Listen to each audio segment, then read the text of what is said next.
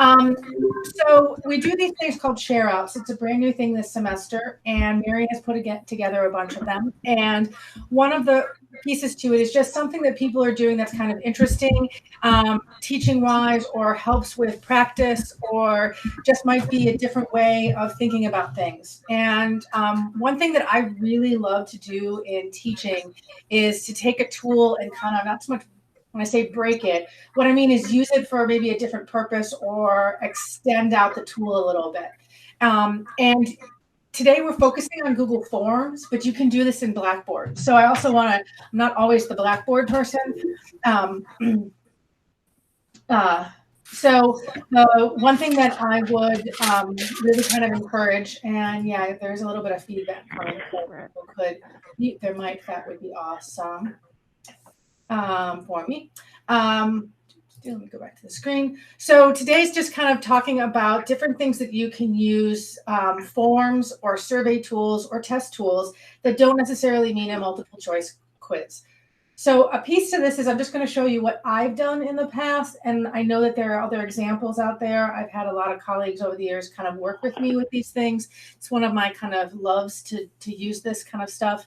But what I think it does is it blends the ability for someone to do kind of self-paced learning in a method that is usually not what people think of self-paced learning. So it's allowing to people to be guided through a kind of choose your own adventure process, but with a little more structure to it. So I just am going to show you some examples of things that I've done in Google Forms. I've done some of this stuff in FYE, which is the first year experience class, and then some of this I have done elsewhere. And then I do have a few examples. But it's not so much a training. I'm not going to cover the tool, but if you wanted to stay after, and like I have a mock-up, we could do a syllabus quiz, which is one of the examples that people have. We could build out a syllabus quiz just to kind of see what the Google form does if you wanted to do that. So I'm going to go ahead and just click through it, and I am using my full screen, so I have to see how this plays out in the long run, if it lets me click on the links. So why I choose to use Google Forms a lot of the time instead of Blackboard is going to be that I just like the layout. It's a pretty simple navigation. It's kind of friendly looking. You can also choose some backgrounds to it. But I also like to give these things out outside of classes. So when they're not necessarily tied to specific, if it's a generic tool, I can use it across multiple classes, or I can give it prior to a semester start. One of the examples that I'll show you, sometimes I give ahead of the semester when we don't have Blackboard access. So they can have a link in Blackboard, but it's a Google form they can access at any time. I can add Google content, so I can add YouTube links, YouTube videos. I can make it a little more interactive in that manner.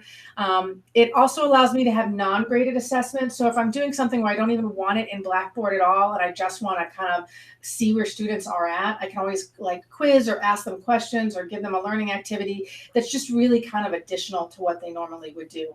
So I find that this is kind of this interface I really like, because it also takes them, in this regard, it takes them out of Blackboard, so that they know that that's not really a quiz. But you can actually, in our version of Forms, does have a quizzing feature. So you can use this and put grading components into it. But it is not as advanced as the Blackboard, where you can do a bunch of different features to each question and the whole quiz at a time. It really is just assign point value and grade it or self-grade it if you're asking them to write something. I usually make these up and then just link them to weekly content in Blackboard. When I do a Google form, I usually try to use it consistently every week or every other week, so that the students know this is a regular tool that they get used to. So sometimes I'll do like self-reflection activities with them just to see where they're at with the content or how they're doing in the semester. Those I might say they're on the odd weeks or the even weeks, just so that's common language and that they'll know it. So I make that available. And then also, because in our version, it's attached to our G Suite account, I can send these out to all of the students by just typing in their names or cutting and pasting my contact list that I create in Google of them. So those are my pros of why I use it. Probably the bigger cons, or just cons in general, is that it's not integrated to Blackboard. So it doesn't go into the Grade Center. I have to manually, when I do graded things, I do take the list of everybody from my Google site, and I open up a new tab, and then I go ahead and just add grades in there as well. Or I sometimes just do complete, not complete, where it's the check mark in the grade center, because it's not graded. I just give them extra points, or I give them like bonus points if they hit so many amount of extra extra surveys or whatever they do. And then that's the other piece to it, is that it's manual grade input into Blackboard.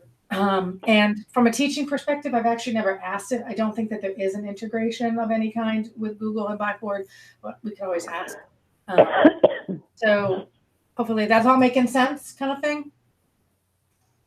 Okay. And feel free to interrupt me at any point if you have questions. So the first thing that I usually like to do, and I will admit I got this one from my colleague at UMass Amherst. Her name was Marie Hartwell Walker. And she's Ask Dr. Marie. She's a known psychologist. And she would do these surveys, assessment surveys of her students to see where they were with their program and their school, but also just ask them general questions. And I thought it was really a great idea. And then I kind of developed it a little bit further, knowing that there are things that I always want to know about my students before we start teaching the class or within the first week. So hopefully this will show on my screen when I open it. So at the beginning of the semester, I ask all of my students to take a course survey. And this is the one, and if I can expand it out to make it easier on the screen for you, I will. I ask people to take an FYE course survey. And so what I try to do is I like to get feedback of what they would like to get out of the class, and then ask them some standard information. I had the option this semester to teach a 7-week version of the class, and I really wanted to see if I asked the students what order or sequence they wanted the content in, how helpful or effective that would be. It did do a really heavy lift on my side because I had to move content around by the second week.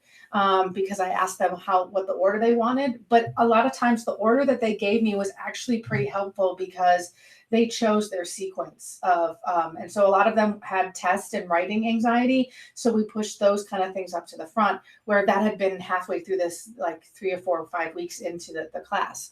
So I just wanted to try that experiment to see if I asked them about that. Now, my class afforded me the opportunity. Some of you won't be able to do that at all, but it let me get a sense of, what they were looking for.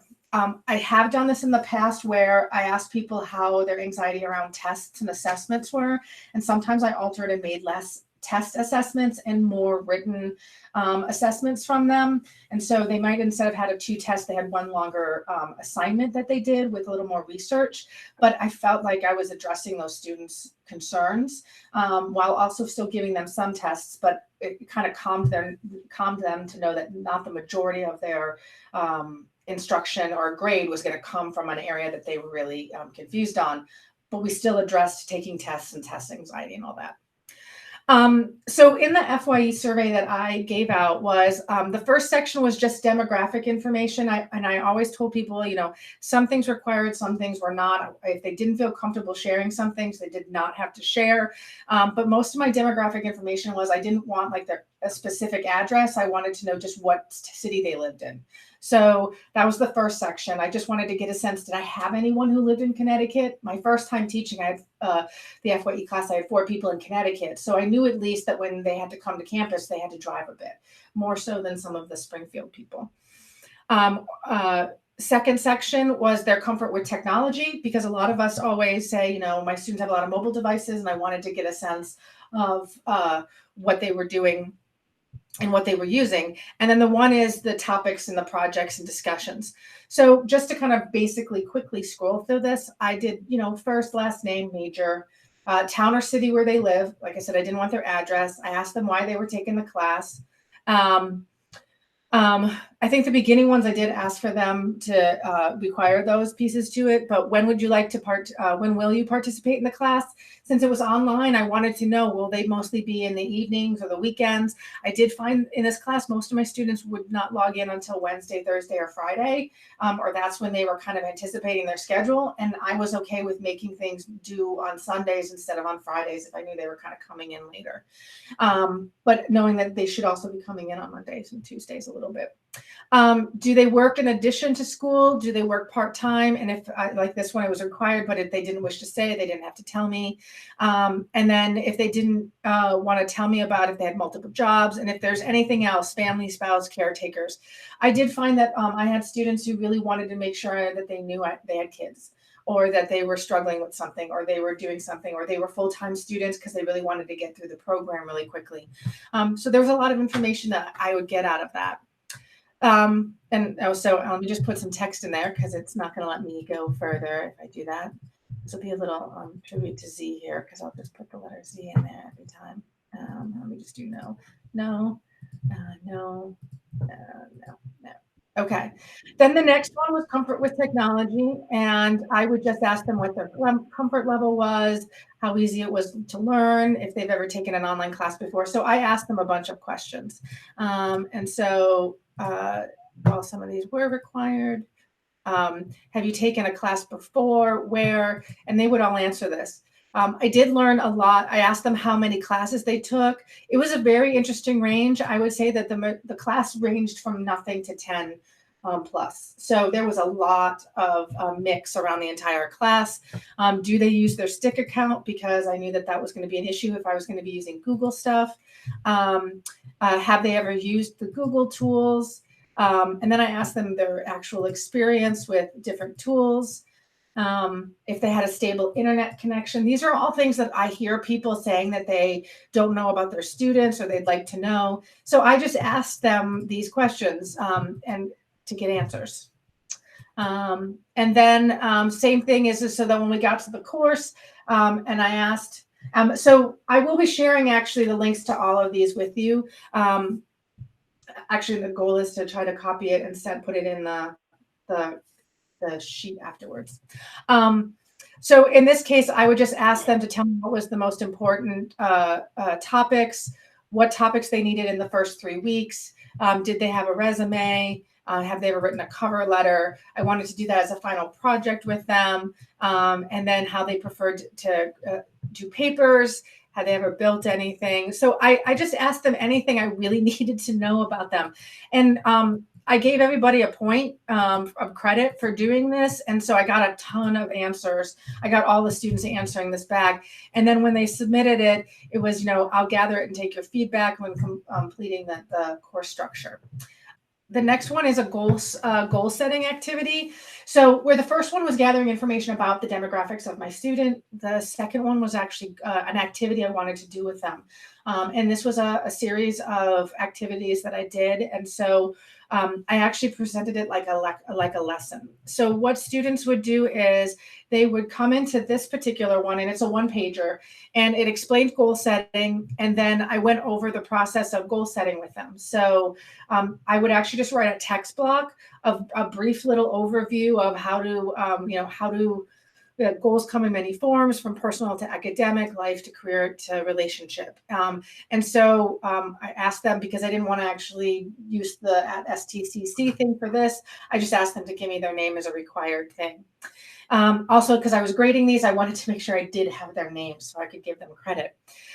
So this basically is, most of it was a lot of text blocks and then paragraph questions. So I asked them, so I gave an explanation of what an outcome goal was. And the example was, I will get an A in the class. So I wanted students to think of a goal that they wanted to achieve and then write down their outcome goal for what they were doing. And then process goals, that's another form. And this is an actual demonstration of that very goal, the outcome goal that you want. So if, for example, I will get an A in the class, process goals are the things like I will study each day, I will log into Blackboard frequently, I will check my schedule. So I asked them, using the same topic as your outcome goal, think of 3 process goals. So the students then also wrote in 3 process goals for themselves. Then the next one is another just text box that talks about then performance goals.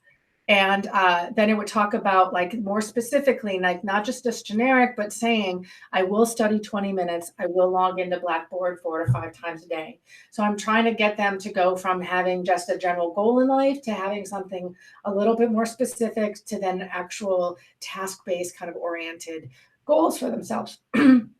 And then then that was the end of the survey. They put down their process goals, their outcome goals, and then performance goals. And then then they have their goals planned out. And what would happen is I would give them the setting that would allow them to be able to see it again. But then I also shared their responses back with them. Then what would happen is that they did 1 or 2 more surveys that were follow-ups to that actually were about how am I meeting my outcome process and specifically performance goals. Are you doing it? So this particular activity was kind of getting them to be able to go from one step to another step to another step. So that's just another example of a survey. And that particular survey, let me give you that one too. So this one is goals.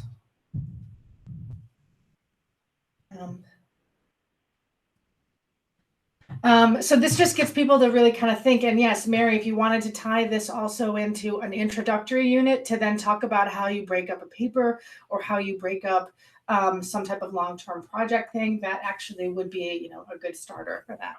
And like I said, I just used, a basic, simple process about goal setting and kind of came up with this for my students. And then it was also trying to give them, some life skill pieces to it as well. The next time that I use a Google slide is actually doing weekly check-ins. Now, for the FYE class, we're asked to have them do a weekly survey, and if I can let the thing go away, so it'll let's make that big then. Weekly check-in survey. This is the one I want. You're not the only ones who run into issues with. So a weekly check-in survey, this was 4 questions that I asked. We had surveys the first time out that we did with the FYE class. One of the issues that I ran into is my students, when I did a survey at the end, I realized I didn't give this as an example. I did a wrap-up survey for myself just to see how the navigation and the class went.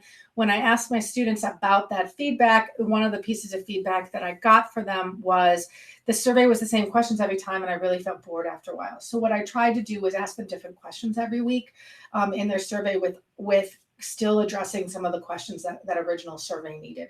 So this was just 4 questions, and I was asking how they felt about their experience, what was their biggest challenge, what was their proudest moment, and how were they feeling about the goals that led them to their graduation. So we had these questions that were kind of normally given out, and I kind of just tailored them a little bit more so for this particular week. And then they would still do an investment in their kind of reviewing this, but I didn't ask these questions every single time. I kind of changed it up a little bit, knowing that, like, how are you getting into midterms? Because we were into midterms. Or you're wrapping up this class. How are you feeling about it? Did you feel like you learned things? I wanted to get more data and more information from them. So I, purposely made sure I was doing a survey that related to the week that we were in. And I thought that was just really, really helpful. And I got more information because I did know that, like, the first time I taught it and I was using the required ones, I got a lot of ditto kind of language, and we all know that, back at ya, or I totally agree. That's not really helpful for us, and it's certainly not helpful for them. So this is another example of this weekly survey for you to be able to take a look at. Love doing kind of surveys for this. This is one of the ones that this is the one that I really like doing a lot. And I probably do this the most when I'm teaching is I like to use the survey tool actually as a lesson tool. And so what I'll do is I use a lot of embedding video and multimedia into surveys. And in this case, this is actually a test. And then trying to get the students to kind of interact with it. So instead of taking a traditional multiple choice question quiz, what I do is I try to give them a bunch of materials to watch and read and then comment on it. So it might be the first time they're seeing some of it, but they're actually learning as they're watching it. And then you can incorporate this into papers or whatever kind of thing else it is you want to do. But I really, this is kind of going back to that choose your own adventure thing. I will tell you that when I've done this in the past, This survey tool actually lets you have multiple pages. And so if a student answers one way, you can kind of, it's called piping. You can go one way with the survey and go another way with the survey. Sometimes I've made these up where, like, if I'm doing like a pro-con opinion or something where an interest learning lesson where, like, oh, you want to read more about this, or you want to read more about this, or you don't understand this, let's learn this here, and then let's come back. And so they come back to where everyone else would be if they needed an additional video or whatever the case was. In this one, this is just a really simple example that I like to use. I don't use this in my class particularly because I don't teach on climate change, but I've used this as an example for years. So the one thing that I do like, and I'm very careful about when I assign media for students, is that I want it to be peer reviewed. I want the media to be authentic, that there's some type of research behind it. And I do say this is that I like these kind of last week with tonight was because whenever they are talking about a video on a particular topic, they usually post the link or the site that they're sourcing. And so I found as a learning activity, it was really helpful if your discipline is any of these topics that they present. What I did was, if you watch this video, so the students would go ahead and in this case, it actually will let me share this screen with you, and supposedly I will be able, let me see if I can do this. Is it gonna let me? Way too many tabs open. Goal setting, survey, that's one. So if I share this screen with you, hopefully I just did this right. Okay. And okay, so I am showing it. And if I play the video, I don't know if it's playing for you. The Earth. You may know it as that blue thing Bruce Willis is always trying to say, or from its famous collaboration with wind and fire. Or just simply as that place where George Clooney lives. Anyway, the Earth had some genuinely bad news this week. A White House report that says global warming threatens every part of the U.S. This isn't something in the distant future. Okay, so what I do is, so I have this video. This is just the example of the video. So what I do, and let me go back to sharing my other screen, is I watched the video, and they mentioned this article from the government about climate change. So what I did was I found the website where this actual article that they mentioned in the video is located, and I linked it to here. So then what students can do is go to this website and read the website. Then what I try to get people to do, let's slow that down just a little. Oop, make it big again. Oh, hi. Let me go back to my survey. All right, bye, Z. When I go back to this one, so I want them to go to the website, look at the website, read and answer the following questions. So I then, to make sure they read, I asked them to find out where the emission goals need to be by 2025. And then I asked them, what was one fact you read that was important to you? And why was this one fact important to you? And then search the web and find current statistics on any one topic listed on the website. Have there been negative, no, or positive change today in 2020, and cite your source for your answer. So I wanted to update this video a little bit with that question. But what I wanted them to do was they're watching this video, they get to this article, and then I have questions that they need to respond to. Some of it would be that they had to, so I need some cues to know that they did read it, or at least they had to look through it. And then I'm asking them to tell me something about a fact that was presented and why was it important, and then also to do a comparative. So in my mind, I'm trying to get them to find other resources, list them here, and then give me their answers. So that way I know that they're getting engaged with the content, but I'm asking more questions. I probably, if this was more of an academic one that I normally do, it's a lot longer and it's probably multiple pages and sections. But this is the way that I can do kind of a learning activity with them. If additionally you're watching that video again, there's also a report that's called Quantifying the Consensus of Anthropogenic Global Warming in the Scientific Literature. There's a lot of big words.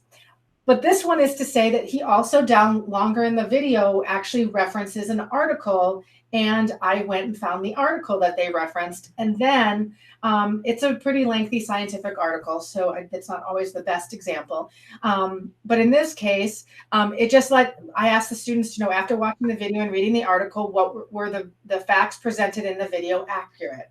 So I'm trying to get them to listen and watch the video and then kind of read the article and say, yes, what the article said was what the video said.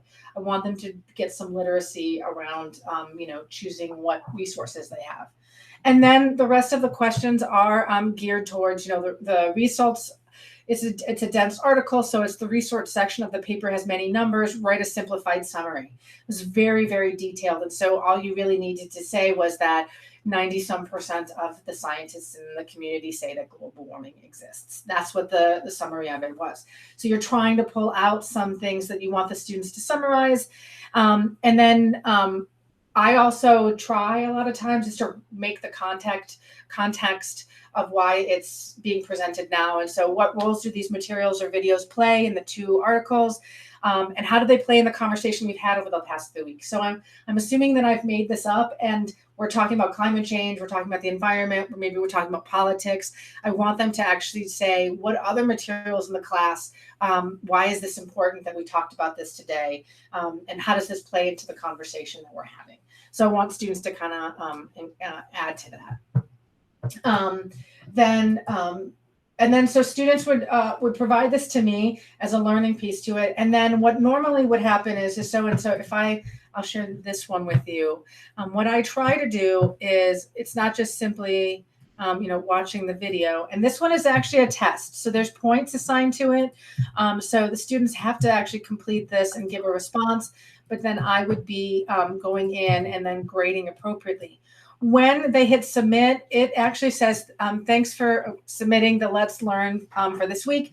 We'll continue this discussion forum. Wow, I did a horrible job of typing this one. We'll continue this discussion forum for the week in Blackboard. Join me there. So what I normally do is tie one of these into the conversation of the class. So all the other readings or other materials that they might be doing, if this isn't all the readings and material that I'd be doing. But I want to also just bring them back into Blackboard, knowing that they looked at this, and then I'd still give them a link to this in the Blackboard discussion so that they'd be able to continue on. So this particular survey, I do have another copy of. And I'm going to send this one out to you as well, just as an example for you to be able to do. And so this one is the Let's Learn one. If I can learn how to spell learn, that would be a plus. And so that's the example for that one. So with that said, those are all of my examples that I have for the presentation. If you want to make one with me, or if you want to just talk right now, totally cool with doing that. I'm going to unshare my screen for a moment. But for the most part, that's kind of how I use these types of tools in in an academic environment, but it's gathering more information for me. It's letting me use this tool, not in the traditional multiple choice questions kind of way. And I really just like it. I think it gets me more excited to build content. I love doing these. And then also I feel like my students get engaged a little bit more when they're kind of seeing all of this stuff. So what are people thinking? Do people do this already? People think this is a new idea, a neat idea. A very common one is to do a syllabus quiz with people. Hi, it's Eileen. I have one class, it's called Business Decision Tools, and I have the students take the survey, and then I have them create a survey because, again, a survey can be used as a business decision tool. But in my surveys, what I do, I ask them about Google or Gmail specifically. Can you change the background of your screen?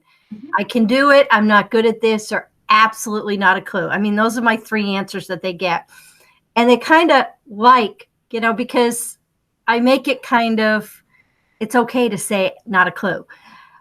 But my question, and that's the only one I've really used surveys for, but my question back to you, Kyle, is what are you sharing with, it goes into a Google Sheets, the answers. Are you sharing out any of the answers to the students as a class? I mean, if somebody answers something that's in your face, you need to one-on-one. I get that. But have you found that you're using the answers and somehow sharing them? So most of the time, if it's something intrapersonal between me and the student, I generally don't. And I'm very careful. Like if I'm asking them, like the introductory one, that's mostly between me and them, and I'll correspond with them individually. I have found that one that I don't have an example for, but I had another faculty and I do this one very similar to kind of the weekly survey. He would always survey his students first to get a sense of, he taught sociology. And so he taught race and gender. And so he would ask 5 questions about their particular opinion about race and class. And he was pretty targeted about, like, he'd ask very specific questions about people, and he would use it more generically. He would say, 25% of the class said this answer. Okay. So, I actually really liked that response, that I don't target anyone. If I'm doing something like, so from the survey, I found out a lot of you are confused about. I tend to do that because it really depends on what I'm asking for. If I'm trying to get a sense of the class, I do very generic language, and I don't generally. If there's something where I might be saying, if it's a project where I might be pointing people out before they even take the survey, I'd be like, I might be actually pointing out examples out of this one, and I give them a heads up. Because I think people think surveys a lot of times are very private. And I either try to make it generic, or I make it clear that I might be sharing their information with the rest of the class. All right, thank you. But that is awesome. Like the answer piece to it. I tell people, I had a colleague once, and all of our surveys she had a rubric, and the rubric was like, her answers were just, like stellar was one of her criteria and feedback. And the students just engaged in a very different way when it was plain, or like the joke always was, she ended every sentence in an exclamation point in a discussion journal. And I would have a faculty member or two complain, being like, that's not appropriate. I was like, I don't think you understand. That person speaks in exclamation points at the end of all of her words. So when she writes in a discussion post, she's actually writing authentically to how she's excited about everything. Yeah. So that's cool. Yeah. But I think that's how you get them engaged. Sometimes the dry language is not that great. Other people thinking about how they might use it?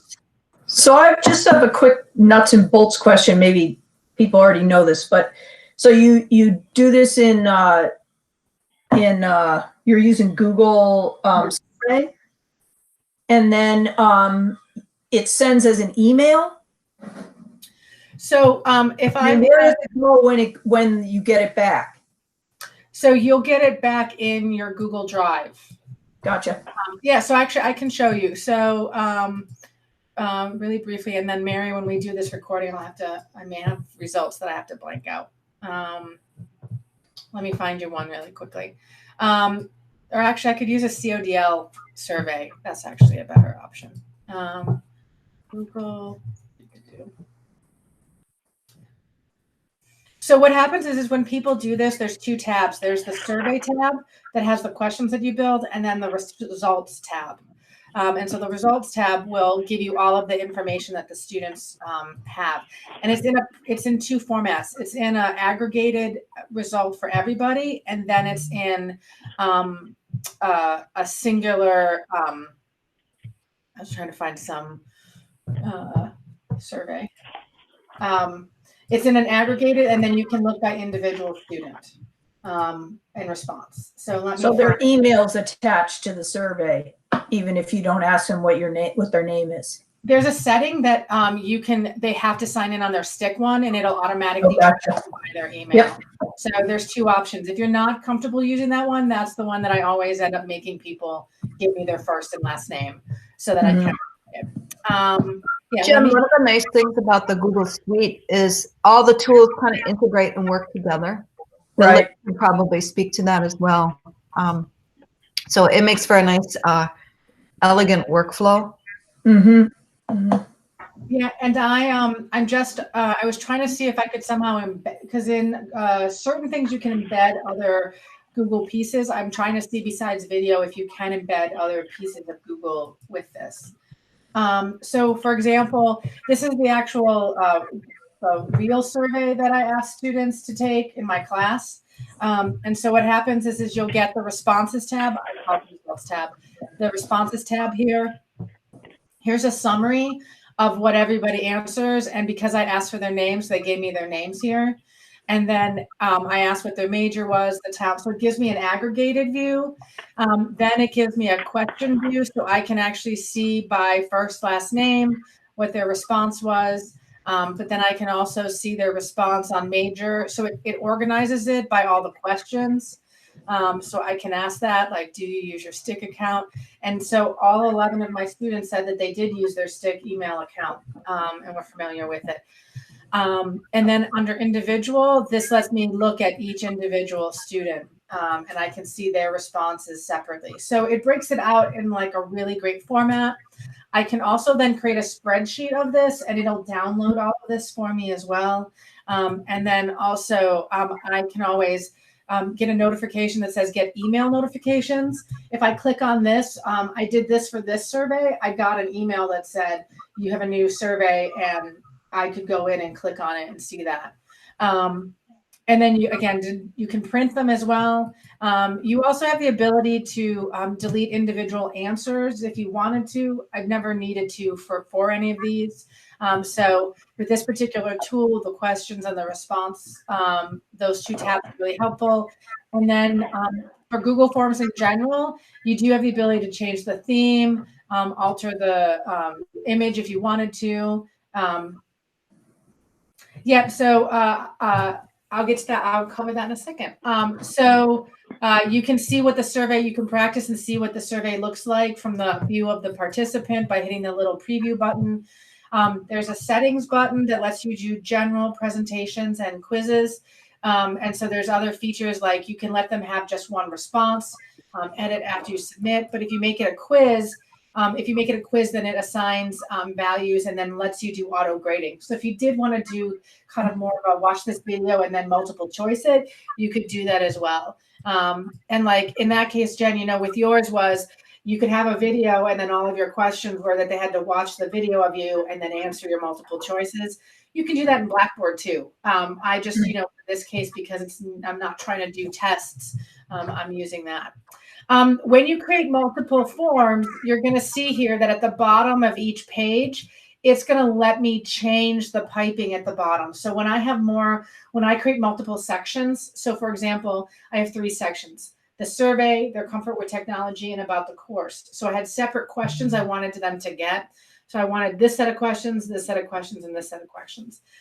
I can say that if somebody, after this particular section, they can continue on to the next section, or I can kind of change it up if I want to do that. So it's not that, not as complicated as, say, if you were using like a SurveyMonkey tool kind of thing, but it does let you kind of change the sections of where you want information to go to, given how they responded in certain areas and requirements.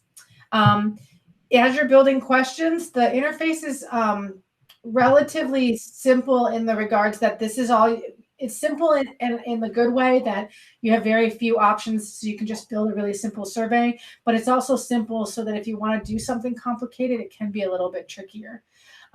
So when you go ahead and you add a question, you get a box here and it lets you have all sorts of different options that you want to have. And the 2 ones that are most confusing to me are the multiple choice grid and the checkbox, because I inevitably, for multiple choice, this one only allows one answer as a total. And then this one allows multiple answers for every option that you have. So I have to always remind myself, but you can do a drop down. And when you do that, then the students have a drop down that they pull down and give an answer to versus having options to click. Additionally, you can import questions from other surveys that you've created. You can add a title and a description. So that title that I had here before, where I had all the sections on that, the survey that I did where they did their goal setting, there was just a bunch of text boxes and then questions, text boxes and questions.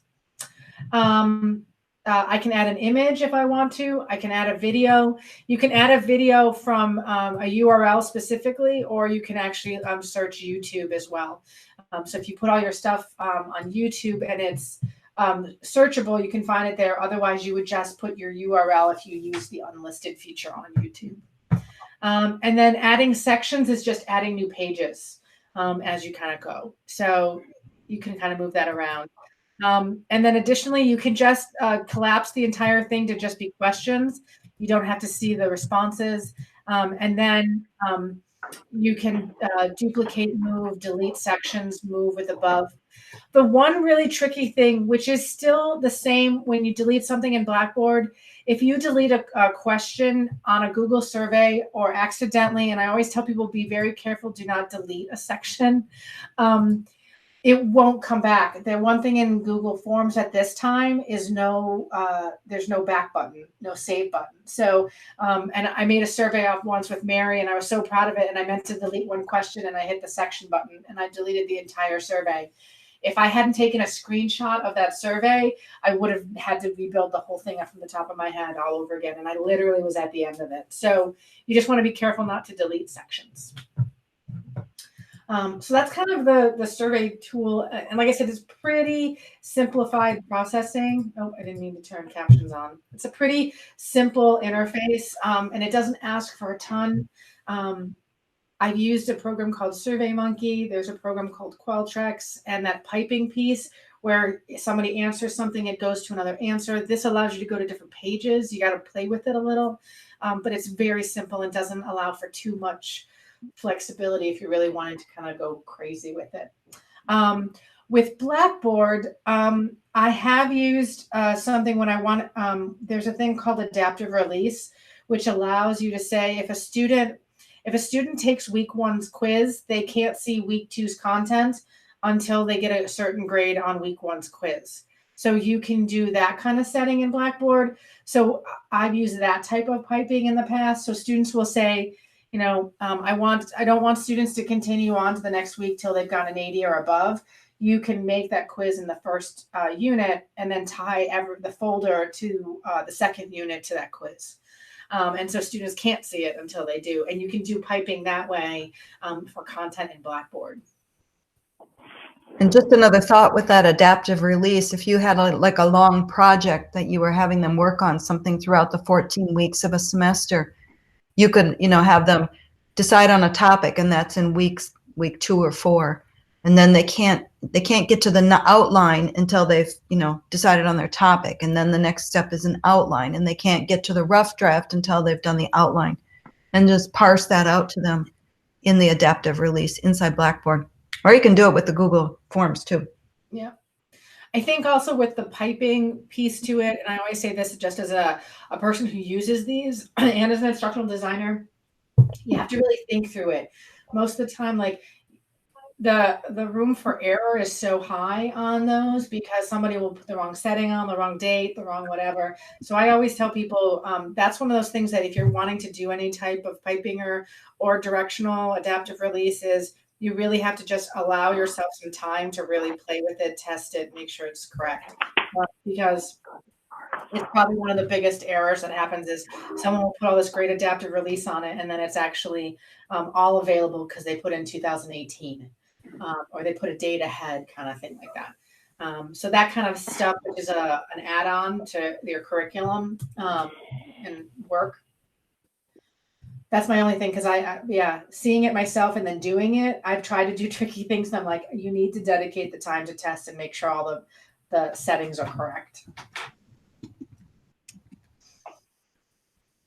Other thoughts? What are people thinking about? Are people thinking about doing any of these?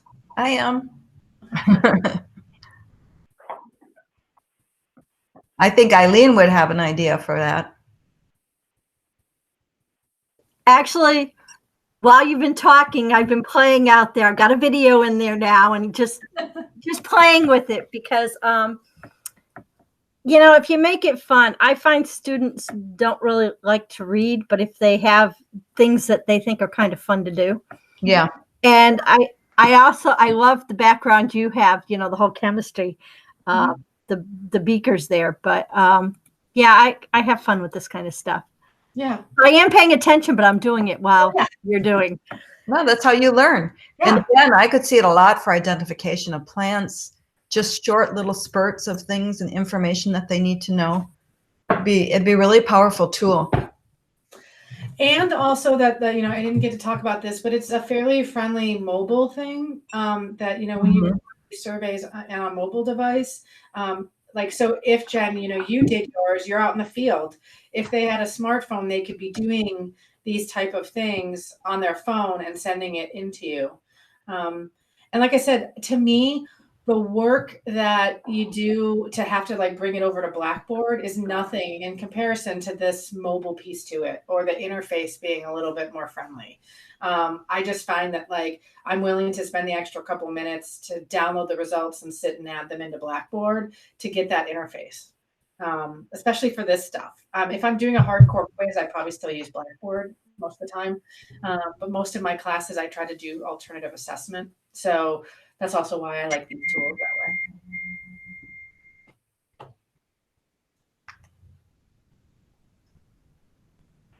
So I do see that there are a couple people who called in. I don't know, would you share who you are so that I could at least, if I had anything to send out to you, you could put in the chat. That would be really great because I would love to, if I come up with other things or have examples. Also the recording when it becomes available, just to let you know. Hey everyone, it's Anthony Rondinelli. I'm sorry I called in instead of video conferences today. Accessibility. But I'm here. Okay. And listen. I know you. I do have one question if I could pose it to you guys. The syllabus quiz is something that I'm thinking about trying. I'm going to be teaching first year experience for the very first time this coming fall. Yep. And the syllabus quiz is something that I'm seriously thinking about interjecting into that particular course. Do you guys have a feel as to the effectiveness of it? I've never used it, honestly. I'm actually usually a big fan, and I feel like I haven't utilized it here in my FYE course. Because I think that it's a great tool to get people to at least think about what they should be looking for and what they're responsible for. And I do know that at other schools, Mary can probably speak to this because I don't know how BAPET, but at other schools, some people require it in departments.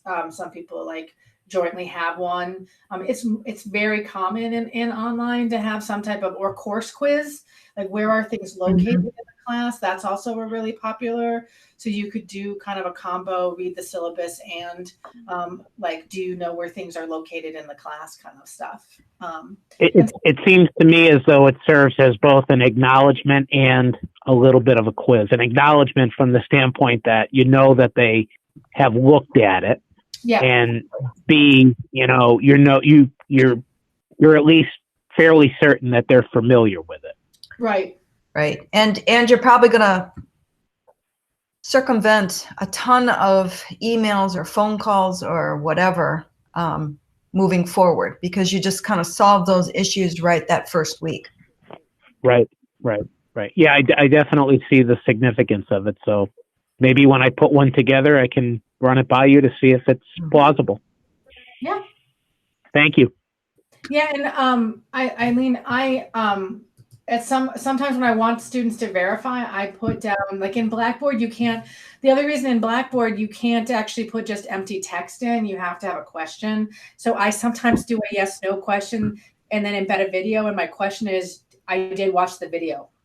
So it was yes/no because I wanted to just have the student acknowledge that they did do it. But I think also just having students state. I think when you ask somebody, did you do this? Clicking that button when they didn't is a different act of responsibility. And so they'll know that they did or didn't do it if they say yes.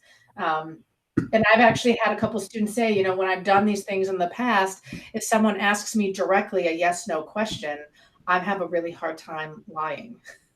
And we're all really good at knowing, like, did you do the reading? And someone saying yes.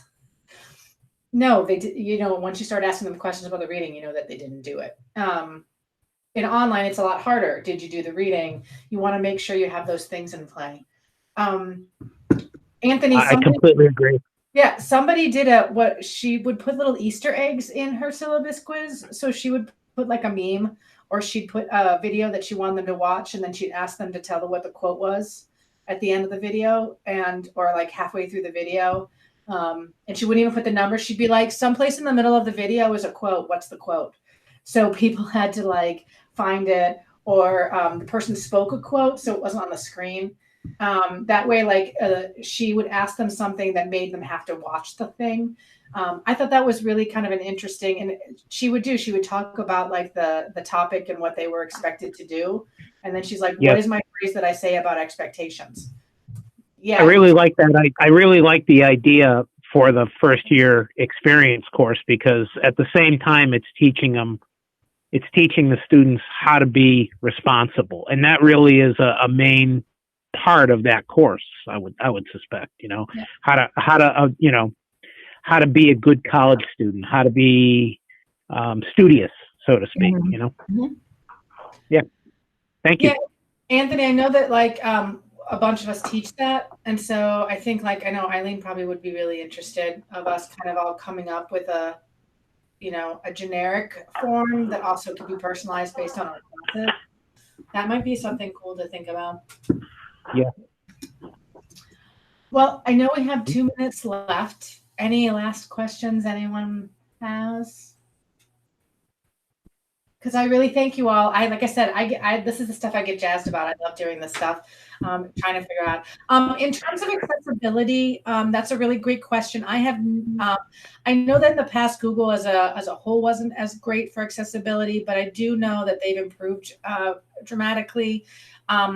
We'd have to do a little bit more research with it.